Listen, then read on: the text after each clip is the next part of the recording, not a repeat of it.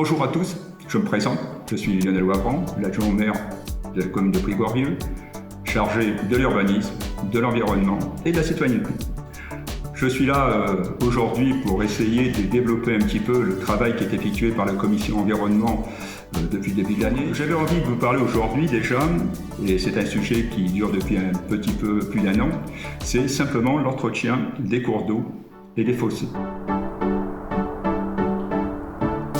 Vous savez que ça fait plus d'un an et demi maintenant que je me consacre avec le service technique de la commune de Prix-Gorieux à recenser l'intégralité des cours d'eau et des fossés. Alors qu'est-ce que c'est qu'un cours d'eau ? Un cours d'eau, c'est tout simplement un milieu naturel qui permet l'écoulement des eaux et des sédiments qu'il peut contenir. C'est une source, un amont, un aval. Ensuite, il faut un lit avec un écoulement quasi permanent toute l'année. Il faut savoir également qu'il y a un article du Code de l'environnement, le 215-14, qui nous dit que le propriétaire riverain est tenu à un entretien régulier du cours d'eau. Si ce cours d'eau passe dans la propriété, il est tenu de faire le nettoyage intégral des deux berges. Si ce cours d'eau fait une séparation de deux propriétés, les deux propriétaires sont tenus de faire l'entretien des deux berges. Donc, on enlève les embâcles, on élague, et éventuellement, on essaye d'enlever les sédiments, puis cet entretien doit se faire tous les ans à 3 ans pour justement éviter les inondations, puisque dans ces cours d'eau vont se déverser les fossés. Alors, les fossés, ce sont des ouvrages artificiels qui ont été créés par la main de l'homme et qui permettent l'irrigation des terres et surtout des eaux de pluie. Ces fossés sont importants, on les entretient également, mais surtout, il faut faire attention à ces fossés, de ne pas les reboucher, de ne pas mettre des busages intempestifs, parce que ces busages qui ne sont pas toujours, adaptés au lit du fossé et qui sont d'une section trop petite, peut permettre des blocages, des inondations par la suite et amplifier les inondations qu'on a pu connaître en 2018 voire 2019. Donc le fait de bien entretenir ces cours d'eau et ces fossés sont très importants. Nous avons fait faire un diagnostic complet sur les installations d'éclairage public. Cet audit a été réalisé par le SDE pour notre commune et a mis en évidence une vétusté importante de notre parc d'éclairage électrique de l'ordre de 33%. Nous avons établi une convention avec le SDE 24 qui va nous permettre justement de faire les réparations de cet éclairage public vétuste qu'on va remplacer par des lampes LED, donc 33%, en sachant que nous disposons de 669 exactement de points lumineux et qu'on a plus de 200 points lumineux qui sont vétustes. L'extinction de l'éclairage public au cœur de nuit doit s'étendre à tous les quartiers. Les économies réalisées permettront d'équiper la commune de réverbères plus écologiques et plus économiques. Remplacer des candélabres vétustes par des projecteurs LED avec une réduction de puissance en cœur de nuit engendrera une économie d'environ 50%. La volonté de la commune d'initier des actions en faveur de la maîtrise de la consommation d'énergie nécessite une réflexion sur la pertinence et les possibilités de procéder à une extinction nocturne partielle de l'éclairage public. Outre la réduction de la facture de consommation d'électricité, cette action va contribuer également à la préservation de l'environnement par la limitation des émissions de gaz à effet de serre et la lutte contre les nuisances lumineuses.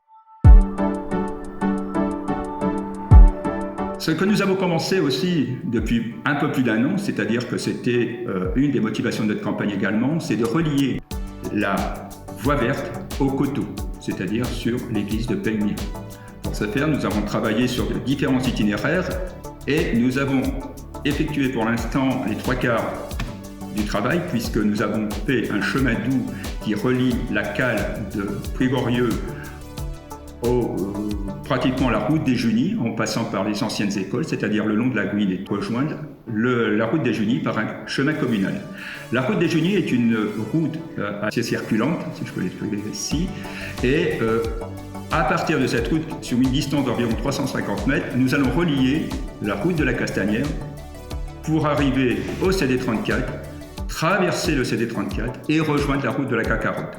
Ces 350 mètres sont dangereuses parce qu'on va y retrouver des piétons, mais également aussi des cyclistes. Et pour ce faire, avec l'aide de la CAV, à qui nous avons demandé conseil et surtout la réalisation de plans pour permettre de faire un cheminement adapté aux piétons et aux cyclistes, nous avons opté pour le chaussée-doux. C'est un type de voie qui permet de redéfinir le partage de la chaussée entre les différents usagers de la route en privilégiant la circulation des cyclistes grâce à un marquage au sol spécifique. Ça sera la première chaussée-doux du département. Au cours de l'année 2021, nous avons été aussi sollicités par la CAB pour la mise en place d'un verger écologique. C'est quelque chose qui a été demandé par la région Nouvelle-Aquitaine. Ce verger agroécologique, il sera mis en place autour de la serre, c'est-à-dire en face également de la résidence des vergers. Et ce verger agroécologique sera un verger communal. Tous les arbres seront des essences anciennes qui sont résistants à certaines maladies courantes, mais également qui n'ont pas besoin pratiquement d'élagage. Ce sont des arbres qui vont aussi servir à la biodiversité puisque ça sera des floraisons assez étendues, des arbres fleurissant en février-mars pour en arriver quelquefois des arbres qui vont commencer à fleurir vers le mois de mai-juin.